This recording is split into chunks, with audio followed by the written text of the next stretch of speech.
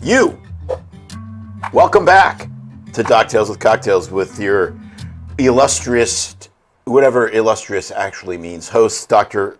May and Tim Hindmarsh, who have been happily married for about 32 years, unhappily for 2. So makes the grand total 34. But the 2 were early on. Yeah, so we've got that. We got that. Was it 2 consecutive? We got that. We got that out of the way. Bits and pieces. I don't think it was consecutive. I think it was kind of like months at a time that added up to 2 years out of the 34. So not bad. Not a bad ratio. That's a pretty good ratio. That's a pretty good ratio. So. Well, we'll test out the next 34. The next 34. 35 because I want to be married. Well, I want to be married 69 years. 69 years? Yes. Right. How old will you be? Like, I don't know, like really old. How old will like you be? 90 something. Too old for 69. 96. Too old for 69 years. You never know, though. With all of the new technologies and peptides and stuff, maybe we will be euthanating. Like Merlin, we'll be getting younger, not older. It's called Benjamin Button. Yes. Well, Merlin was the same way. Oh, is that Merlin, right? yeah. Uh-huh. Like the Merlin the Magician? Yeah, yeah, right. I'll have to look that one up. The Fountain of Youth. Yeah. Right here in my drink of the week, but we'll get to that in a minute. We'll get to that in a minute, as we always do. So, Tim, what kind of ridiculousness have you for us this week? Well, it is the beginning of June, so welcome to Pride Month, which is interesting because I read a great article this morning from our, not our friend, we haven't met him yet, but someday, Jeff Childers, with regards to how it appears that corporate Pride sponsorships have dried up and blown away. Yeah, it seems to have. I thought you would have worn your Pride T-shirt in honor of Pride. Which Pride T-shirt would that be? The one that I don't own? The somewhere over the rainbow Yeah, one? I don't have any of that.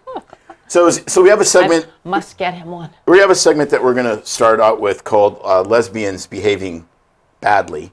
But first, as a reminder for how insane the alphabet mafia has become, we have this excerpt from a couple months ago in Canada from an actual Canadian member of parliament, which would be the same as like a congress person in the United States. So if we can get that segment, it is delicious. This is abhorrent. Deal with the ongoing genocide of MMIW G2SLGBTQIA+. This is abhorrent. Deal with the ongoing genocide of MMIW G2SLGBTQIA+.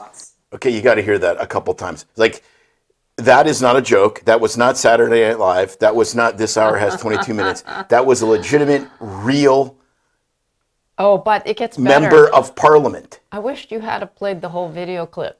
Because wasn't that the same one where they all had to have their talking cards? No, that's different. That was a press conference.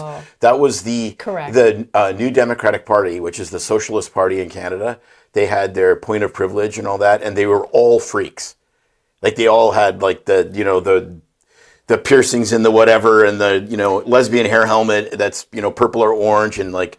They all had a point of privilege. You don't understand. It's too noisy. And I have hypersensitive to noisy things. And it's just like on and on, like every freaking grievance and victim you could be. It was like, let's make a political party of just really weak people. Well, that's what I saw. It was. But this is like, it makes me laugh because we were just talking about it. Like, how do you memorize the thing? I'm like, I guess if you can memorize the alphabet, you could memorize that stuff. But it's like, when does it end? When did the letter?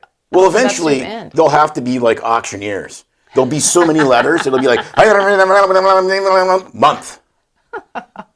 I'm from the community, and I'm like, it's just like it's so. Do they look? I want to know what all those things stand for. That's why. MMIA. Okay, so is that somebody missing in action? No, so it was. It was something to do with indigenous women that were abused. Right. And then what about everybody that's abused? Okay, I know. I shouldn't have asked. I don't know. So anyways. I opened that can. Lesbians behaving poorly or badly, as the case may be. So there's a case from, I forget what state it was. And anyways, so this woman is 22 years old. She's a manager at McDonald's. She breaks up with her girlfriend. Girlfriend drives through the McDonald's drive-thru and orders 2 Dr. Peppers, and she decides she's going to give her some bonus fries. But instead of just giving her the bonus fries, she puts them in her mouth and spits on them and puts them in the box and gives them to the woman, who consumes all of them. The police get called, track her down, etc. So we do have video of this event, which is pretty amazing to behold. Video that's been making the rounds on social media. It appears to show a McDonald's employee shoving French fries in her mouth, another employee looking on laughing, before those fries were served to a customer. And now Southbridge police are not letting this alleged unsavory behavior go unanswered, charging 22-year-old Kaylee Santos with distributing food with a harmful substance. Oh boy. She faces up to 5 years in prison. Wow. Yeah, for that. Okay, so this is what gets me. Okay, She was stupid enough to video it? Okay, Make a viral video of my stupid antics? Well, this is what gets me. And I started thinking about this, and I was trying to go, okay, how could I extend grace into thinking in her mind? Because it's easy to mock this, and it should be mocked because it's ridiculous. But she did, okay, this is like our friend who is the sheriff who said about drunk driving, it's the easiest thing in the world to prevent because there's 3 decision points.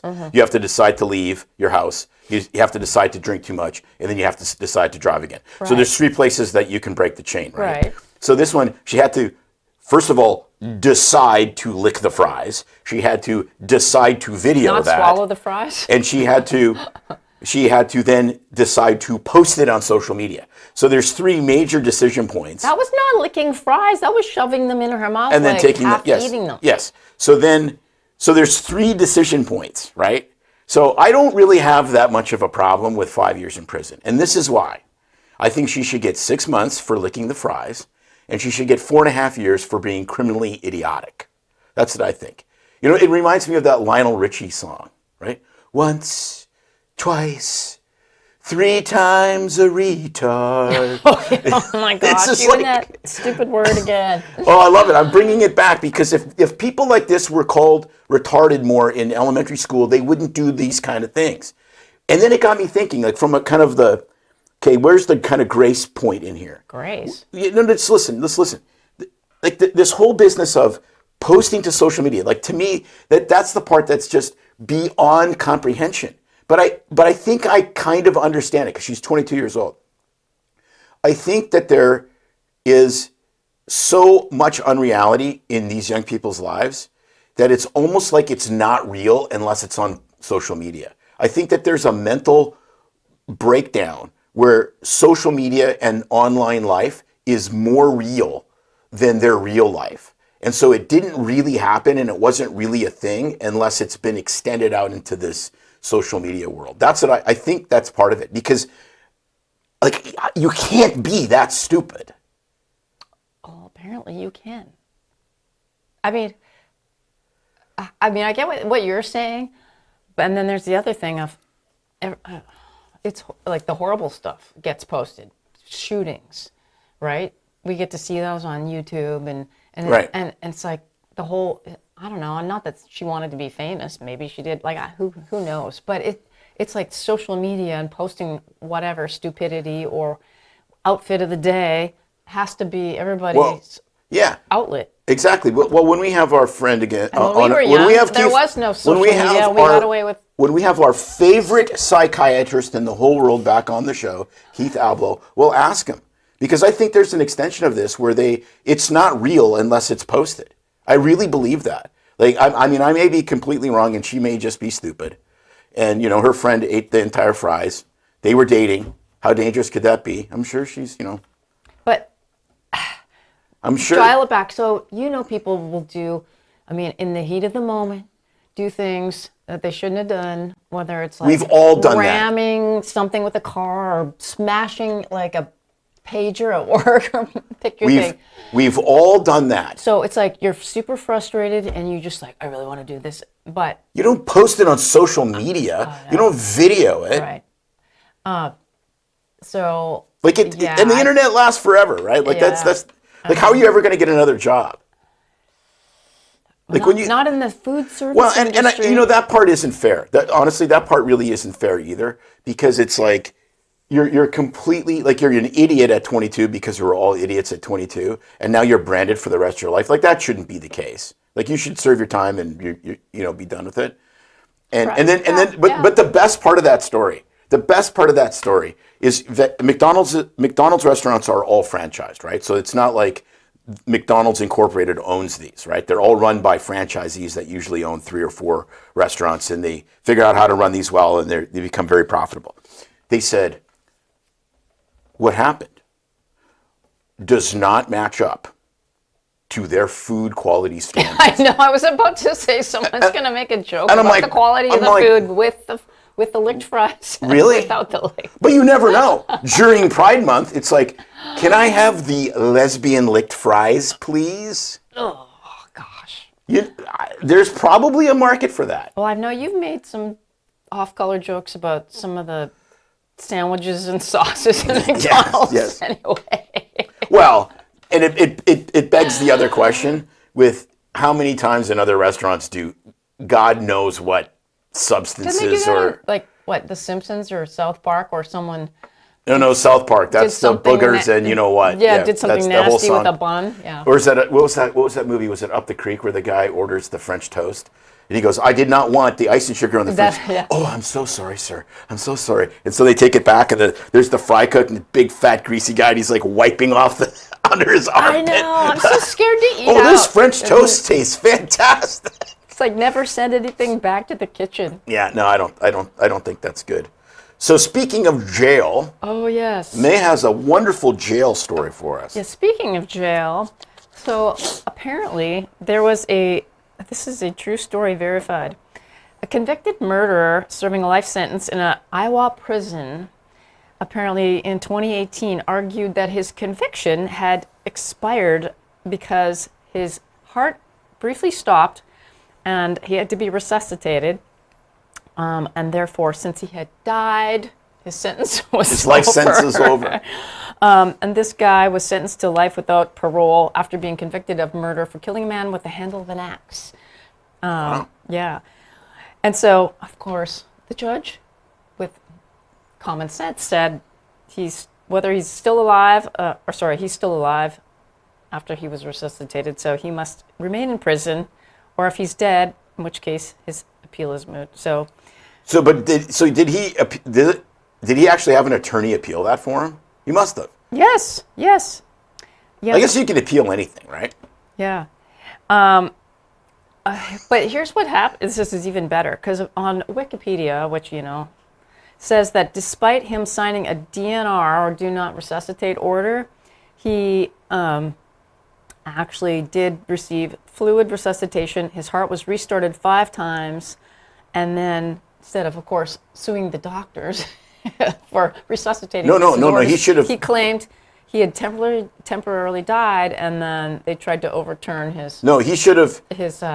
He should have sued the doctors, and he should have got them charged with assault. Yeah. Seriously, because if you're doing a resuscitate, like chest compressions or a defibrillator or whatever on somebody who signs a DNR, as far as I'm concerned, and we have to look that up and see if it's ever been challenged in court. But that's assault. Yeah. So get this. He ended up dying anyway, of natural causes. How long later? This was almost 10 years ago. In 2019, so about a year later. And let me guess, he died of COVID. 2019. He had an accident. November 2019. So no COVID yet.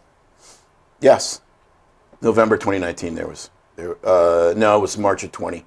So that's right. March of 20 was when the world shut down. It was March of 20. It still could have been COVID, but he had strangely he had an axe handle stuck in his head, and he died of COVID. There you go. Yes. Strangely. Yes. How that is. Isn't that bizarre? Okay. Yeah. All right. So what are we doing next? We're doing the lawsuit. So this is crazy. I want to spend a little bit of time on this because I want to follow this case because it's awesome. It's a vaccine lawsuit, but it's not any old vaccine lawsuit. It's a vaccine lawsuit that goes back 60 years.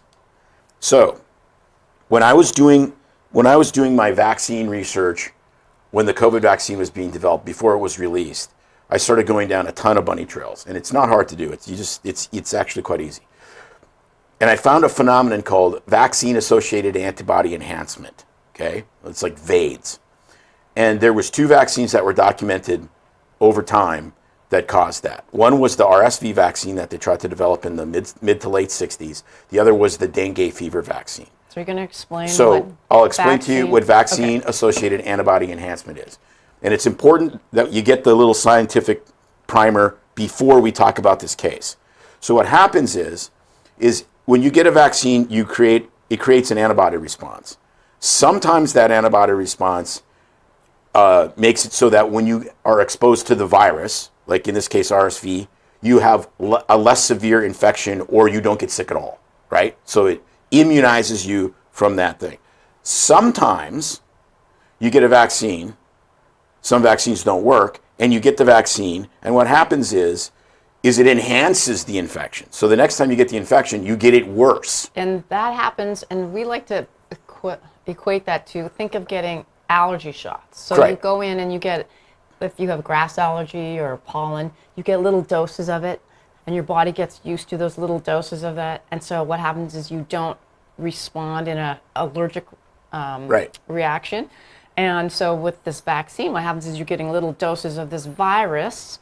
But it doesn't just make you. And your body learns, oh, that's okay to have that in my system. I won't react to it. So you don't mount any, like you don't mount a appropriate immune response to a deadly virus or potentially deadly virus. So the virus is now left open to, kick your Rumpelstiltskin, right? Okay, so let's get to Attorney Crump. And who I think we talked about it for. We've talked about vaccine. We talked about VAIDS before. It happens a lot in chickens. Well, that was the first real big case, which was Merrick's disease in chickens. Yes. So now chickens, essentially, the second you hatch a little baby chick, you have to immunize them against Merrick's disease, or else they just freaking die. Mm-hmm. So, and it's awful. So, Ben Crump is the attorney or the law firm. Okay. According to the complaint, 2-month-old Ross Otto Hambrick and 4-month-old Victor Marcellus King received the first dose of Lot 100 in the winter of 65-66. The complaint alleges that by December 66, both boys were gravely ill with RSV. Victor died on January 1st, 67. Ross Otto died the following morning, January 2nd. According to the complaint, each died in a hospital, lungs ravaged by an immune response that the vaccine had catastrophically misprogrammed. So 2 little boys, and then the story gets really crazy because this guy's like a civil rights attorney. So this was in Washington, D.C. At the time, Washington, D.C. was like 71% or so African American. Okay, so these were kids that were going to like the county hospital or whatever, and they were black, and so it was this whole thing, we're experimenting on black kids, which is true, but my sense is, no, we're just experimenting on poor people because they're on the public, they're getting public health care or whatever, so we can kind of, I think that's probably... So did the parents consent to them getting a vaccine in the hospital? They didn't know that they got the vaccine. According to the lawsuit, according to Ben Crump, it was just given to them, so they got the RSV vaccine, and they're seeing, this is the Tuskegee Airmen all over again, right? Where we had, black men in Tuskegee, Alabama, who got syphilis, and that started in the mid to late 40s. And they just left them untreated, even though syphilis treatment became easily treatable. And they wanted to see how crazy they could get with tertiary syphilis. And that wasn't stopped until 1974. And the only reason it was stopped was because a whistleblower inside the experiment was like, holy crap, what are we doing?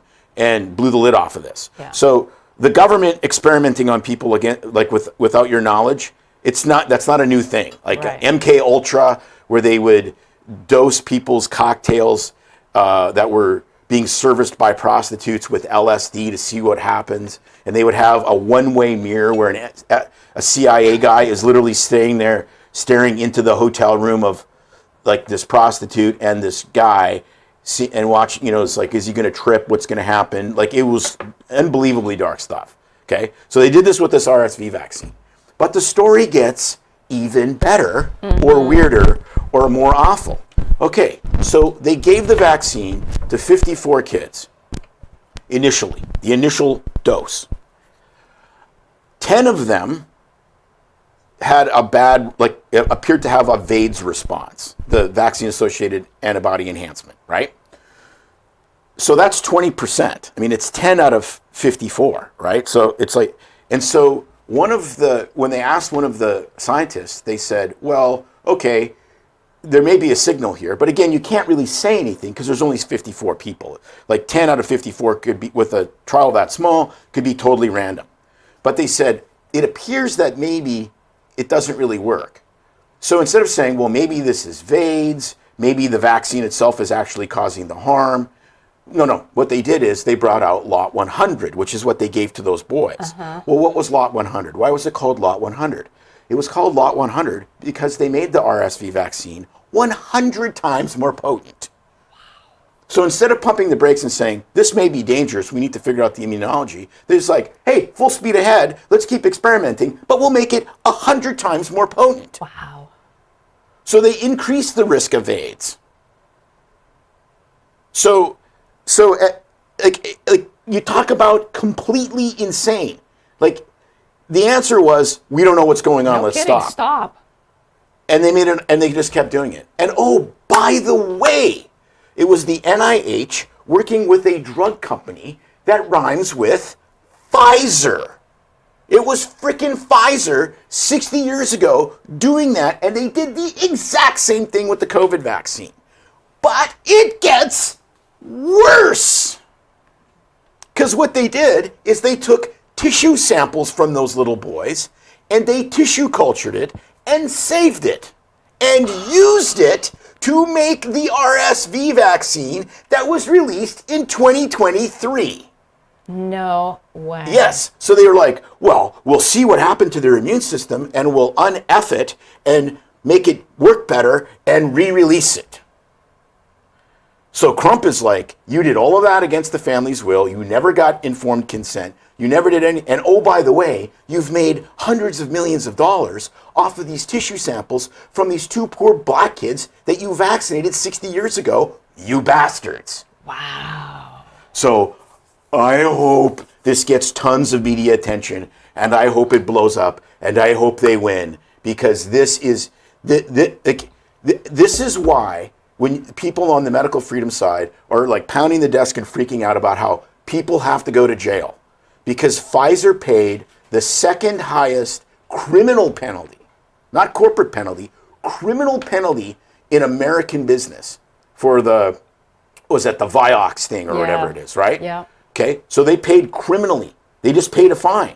Well, when you're like hundreds of billions of dollars a year does nothing to international company, that's a rounding error. Yeah. That's like what they spend on coffee filters, right? I mean, it was a few $billion. And it's like no, someone has to go to jail.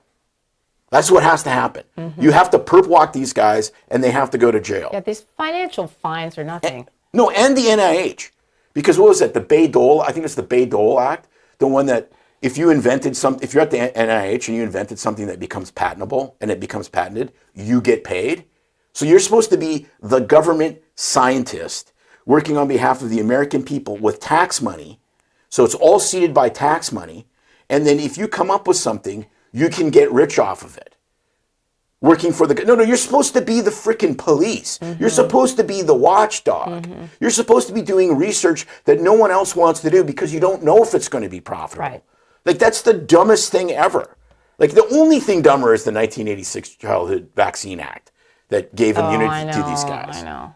So this is a great case, and it is exactly when these guys don't go to jail 60 years ago. Look what happens. You get the same damn thing. Like, how many other things that they've tested have gone along like this? We don't know. Where did you first hear about this? Read it. Well, where I hear Substack. Childers brought it up. And then I went down the rabbit hole after he brought it, because he's a lawyer. So he brought it up, and I was like, rabbit hole. Mm. And it had been reported I think the New York Times or something had a little blurb about it or whatever. Of course, a little blurb. Well, no, because they tried to make it all, like Jeff Childers' contention was, this isn't about race. It's about how corrupt these guys are. Yeah. Whereas the attorney is trying to make it all about how, they abused these black kids. And I'm like, they abused everybody, dude. Like, it's both. They controlled, they did a study without consent. Like, that's a crime against freaking humanity, not just black humanity. That's the way I look at it. Well, it'll be interesting to follow that. It's going to be interesting to see what happens. Wow. Well, and they got deep pockets, right? Because they're suing the government. I'm not sure if they're suing Pfizer, but they're suing the government. Pfizer just needs to go away, but somehow it just keeps coming into our homes every single day on the television. Herpes. The gift that keeps on giving. It seems to get worse every time I turn on the TV. They got to get rid of every channel, they got to get rid of that direct consumer advertising. It's the worst thing. It's awful. It's like, and it's just such obvious bullshit, right? Like, advertising drugs for end-stage lung cancer, and they show grandma, like, running through the field like it's The Sound of Music with Julie Andrews. And I'm like, no, grandma's like, no, let's show the, look, if they did it, at least honestly, real people with all that like, stuff. they're like, I can live for an extra 90 days with Optivo. Please just send me to Canada and give me the needle. I mean, I know a friend of mine messaged and said they need to put people on there too and show them what they really look like, but also when someone has those side effects, those horrible side effects like perineal infections that we get to see in the urgent care and deal with. They just downplay it all. Well, the perineal infection from Jardiance is my personal favorite because it has to explain what your perineum is. Your perineum is the region between your anus and your genitals. Oh, you mean, and I get an infection there? Oh, that would be like taints misbehaving. It's just so stupid, anyways. Oh, it's just it is. It's so bad. My two favorites are the Jardiance and the Peyronie's disease drug. The bent carrot. Yeah, the bent carrot. Is that still on anymore? I haven't seen it in a while. It used to be on the late night sports stuff. Yeah, it's like, because apparently men that like a NASCAR and football have crooked members. Apparently. Should advertise That's from sitting too long watching spectator sports. They should advertise during hockey. If your stick looks like a hockey stick. That makes more sense. Maybe you shouldn't sit that long. Maybe that's what happens when you sit watching sports Nah, so it's much. usually caused by penile fracture. I know what it's caused by. I just had to... Well, it's usually caused by reverse cowgirl, but that's a different story. It's true, though. Is that right? Yep. Is that a warning in the Kama Sutra? Should be under there, just like the drugs. It should. The warning should be Maybe that like... could be a trivia night. In the Kama Sutra, the warning should be in an Indian accent. This position can cause penile fracture. If you get swelling and bending in your carrot, then you know that this position maybe go back to missionary or spoon. Thank you, your Kama Sutra. Like, that's how it should be, right? It's like, dude, am I reading a sex manual or am I trying to order a Slurpee? Like, beats me. Maybe I can do both. Oh my gosh, stop. I'd like a cherry Coke Slurpee and Kama Sutra. No. You need to get the... He hasn't even had a cocktail today. No. This is the problem. You're cut off of your air. Cut off of oxygen. Oh. Get away from the heavily laden snack treats if you want to still get it up in the next 2 years. It will be way too limp. Like when that Cheeto sits outside in Florida and gets humid and it goes poop down like that. That's not good. That's not good Cheeto. No one want that kind of Cheeto. And I can't guarantee your wife does not want that either. Or just girlfriend. I don't know. I'm so like... I don't judge. Would you like some kratom? Kratom good for you. It is. It's amazing. That's good. Like where else? Like I love America. Where else can you have immigrants come in, sell you marginally legal drugs, glass pipes, and Slurpees all in the same place? And the little fuzzy dice. The little fuzzy dice. Do you want a Hindu god or a dashboard Jesus? We have all of them. Do you want a pipe of a dashboard Jesus? Oh my gosh. So. I'll just take a scratch it, please. Yes, scratch it. Oh, I know. I had the itchy too. It was terrible. Terrible. Or I'm drinking Ormina. How about you? Yes. Ormina's good. Ormina's in my glass Ormina. again today. Ormina.com. If you don't know what we're talking about, well, then you haven't been watching enough of our shows. And Am I going to get charged if we drink from the same glass? you just might serve a life sentence. Here. Oh, stop. I think our microbiome is shared at this point. Oh, I would think after 34 years. I think so.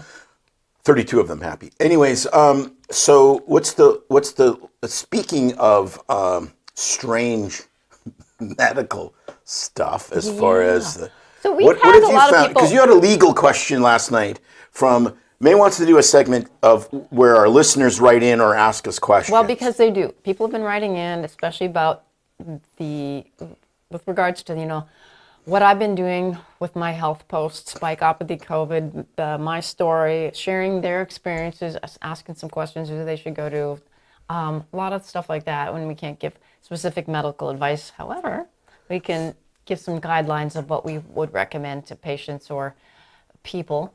And so I've been enjoying that. And then we get some questions now and then, quite often.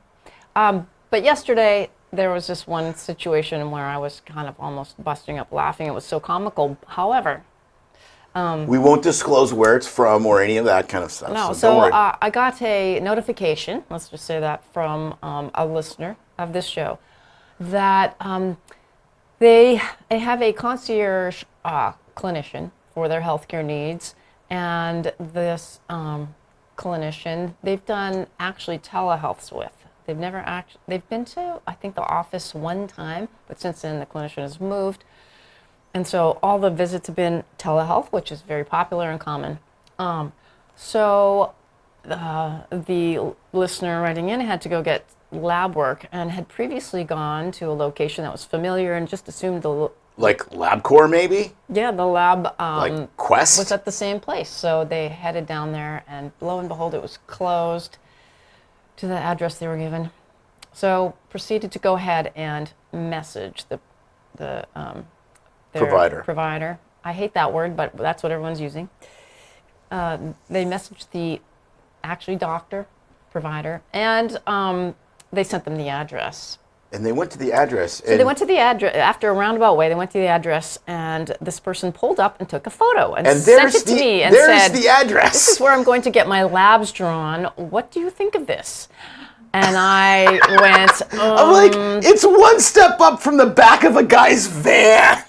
Well, previously, someone had actually come out to their job site because they sent a mobile lab draw. Yeah, but that's different. Yes. So That's like the blood mobile where you donate blood. then the story continues. So after pulling up, I'm thinking, well, I know lawyers and hairstylists use these really cool Victorian homes and convert them into offices. Maybe this is where their office is located. No, there was no professional office in there. It was a house with a kitchen you could cook in. Someone this person sat down at the kitchen table, proceeded to have their blood drawn into tubes, and I don't know what kind of refrigeration was used. I haven't got those details. But it was the actual provider that was drawing the blood and sending them off. Okay, so the story thickens because it's like, how legit is this? So You actually researched it. Yeah, and so here what we have to say. So, this person pays the concierge fee. It's a set rate per year. It does not include medications. It doesn't include lab draws. Those are separate.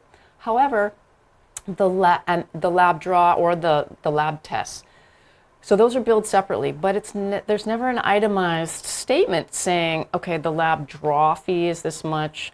The test for each of these labs. You go to LabCorp or Quest, and you get that statement if you're paying cash or you Yeah, but order if you it go to a online or hospital go and you give them anywhere- $50,000 for a procedure, they don't itemize a damn thing.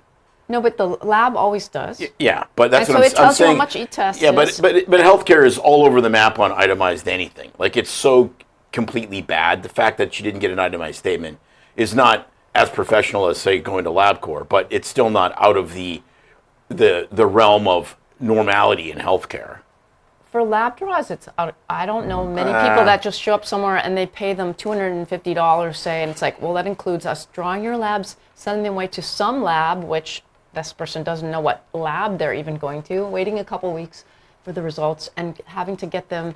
It's not even through the lab portal, it's through the provider's portal where the results come in. Yeah, no, it's all sketchy. It's all pretty sketchy. Because where my mind goes. Now, I looked it all up in this state, and it is legal to draw blood in a place that's sanitary and have it sent off. It's also legal for the person drawing the blood to have a draw fee. And then, but I'm like, they're making money off of the draw fee. They're probably making money off the lab tests on the back end. It's like a flat rate. Who knows what it really costs? Yeah, but it's pushing the boundary.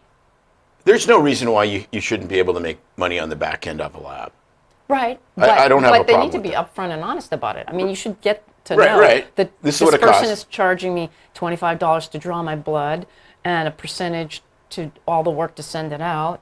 I think places like LabCorp and Quest probably do that, but they're doing the test and they're making money on the test. So I don't know. It's just really bizarre to me that there's no portal for the lab to get. You know what I mean? Well, it's all bizarre. But what's most bizarre is that house. Because where my mind goes is like you walk in, it's like this, you know, I always envision like kind of the middle-aged 50s, 60s woman with curlers in her hair and the big fuzzy slippers with the moo-moo and a smoke. It's like, yeah, sit down there and we'll get you drawing in a second. And she butts out the Marlboro Red and then gloves or no gloves. I prefer no gloves. And then she, you know, of course I go to the Fauci voice. And then she draws the blood and it's like, yeah, this will be okay. And then she opens the fridge and it goes like right next to a bologna.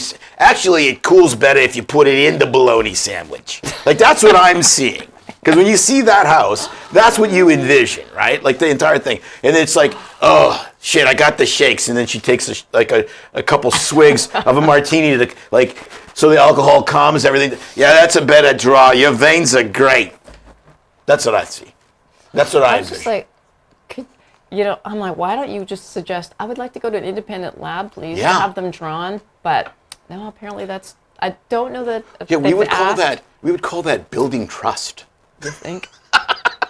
It's like, well, why does nobody trust medicine anymore? Well, I don't know, because you're doing it out of the back of a white van. Well, here's the other thing that doesn't make this whole thing not pass the sniff test. I happen to know that this medical provider, that prescribes medications, uses a compounding pharmacy, but lo and behold, they order them and send them, and it's all from whatever compounding pharmacy they recommend or control as well. That happens to be. I don't know if it's that house. In the back of that house. I don't know. Right next to the. All I know is. I compounded in the washing machine. The agitator does a good job. So if there's just no transparency and it's all through one thing, then they're making money on everything. You can't spell peptide without tide. Just very fishy practices, and there's a lot of this stuff out there. And yeah, man, I feel like you have to be almost like the medical ombudsman for some of this stuff. But you know what you have to do, and it's really not hard. It takes a whopping 5.5 minutes. Is you take that person's name and you go, and you see where they come up, and then you go medical board. Let's say that they're practicing in Oklahoma. You go Medical Board of Oklahoma, and you put that provider's name in, and you see what happens. And you go, oh my gosh, this person has had 5 actions against their license by the medical board, or they've had 10 lawsuits, or they've had whatever. Nowadays, it takes 0 time to like actually professionally vet somebody. You can look up NPI numbers, which is the national practitioner number for anybody. Like, it's not hard to do this. You can't get into the national provider database unless you're a provider, but all the stuff, like, you don't really care about that. Like, if somebody got sued 25 years ago for something that, you know, whatever, even if they made a mistake, it doesn't matter. It was a long time ago. What matters is the board actions. And board actions, if there is an action, is public. because they are a government entity protecting the public. Yeah. And it's like, maybe that's what we'll do. Maybe we'll make an app that is checkmyprovider.com. I love that. That backgrounds checks these people. Like, did they have a DUI? Did they beat the living crap out of their spouse? Do they do unbelievably terrible Indian accents? I thought somewhere along the line. Do you want some gratin? Yeah. We had someone on our show that was coming up with something like that. I mean, way back a couple of years ago, if I'm not mistaken. When people are so desperate for physicians, and I just got to be seen, I got to get a refill, I got to whatever it is, and you don't vet, and then we could do it. We could do it for animals. Vet my vet. Oh, jeez. Off topic again. Anyway. Vet my vet. So that's our take on that situation. Just seems a little suspect. I mean, as the kids would say, highly sus. It doesn't seem like Marcus Welby style medicine. Which wasn't Marcus Welby's in a house? Wasn't Marcus Welby in kind of a house, like residential area or something? I'm gonna look that up. I watched that show, but I can't remember. But I mean, no, this was not even like an actual office setting with a waiting room or a, you know what I mean? You can tell when it's an actual professional office versus you feel like you're walking into some stranger's house down the street. Anyway, what was Marcus Welby's nurse? What was her name? Not Dixie, was it? Nope. That was another show. Dixie was from Emergency. Emergency. I'm getting them all mixed up. She was the ER nurse, like the charge nurse. Yes. At, what was the name of the hospital in Los Angeles that the emergency always went to? I don't know. I just know Rampart. That was it. Rampart was the hospital. Things you her name was childhood. Consuela. Consuela. I did not remember Consuela. Consuela, yes. Well, your dad was kind of Marcus Welby. Oh, totally Marcus Welby. And then he had the black bag, which we will introduce in our... we were talking about that before we started recording. When we move to the new studio, we'll bring more props. And yeah, I have my father's, it's like one of my prized possessions. Like I'm going to start getting misty. Like I have it from, he graduated in 1958. It's from the 50s. And he took that thing to people's houses. He took it to people's houses. They didn't go to a sketchy house that you didn't recognize. No, he practiced medicine. He practiced medicine in all sorts of sketchy houses, just not his. Exactly. That's how that was. We've been to some. Back in the day, we did house calls, and man, that was pretty interesting. Yeah, we practiced in a town. On the cusp. In a town that had a trailer park. And it was the only trailer park in the entire state of Oregon where you could live in the trailer park without running water. And I would talk to paramedics that would get calls and go into these, habitations, shall we say, and they go, "Oh, he's in the back. Don't kick over the piss buckets." Yes. That's just. It's not. It's not Lakewood Ranch. No, I know it's It is not Lakewood Ranch. I know all about it. But you know what was good about that? They had no HOA. No, they sure did not. Something about HOA and piss buckets just does not go together. Imagine that. Imagine that. Anyway. Strange but true animal Well, stories. if you've got any more questions or Comments. specific situations that you're wondering about, please write us and let us know, or get a hold of us. Through our We're Facebook or obviously Instagram. growing in reach because we're getting a tremendous amount of hate. And it's just hilarious. Oh, I know. I love it. I'm glad you guys don't have a bigger following because you're retarded. Well, they won't say retarded because that's super offensive. That's why I say it. Because it's offensive to the people that need to be offended, in my opinion. Yeah. Well, they just go hate on someone else. Yeah, exactly. So, give them no time. All right, everybody. Thanks for tuning in. Please like, share, and send us your comments. And until next time, stay BS free. It's no secret that medicine is a bit, uptight. That's why Tim and I created BS Free MD, to mix things up a little and have fun in the process. Besides, we are having these exact same discussions all the time, so we thought we might as well invite everyone to the party. If you really like us, you can get plenty more, and maybe see one of Tim's cool tattoos on our Instagram or Facebook pages at BS Free MD. See you next time.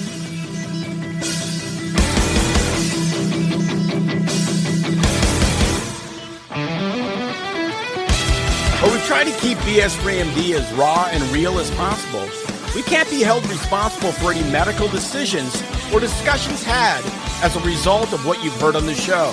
We know, bummer. But the truth is, we really do care about your questions. So feel free to reach out to us by email at doc@bsfreemd.com.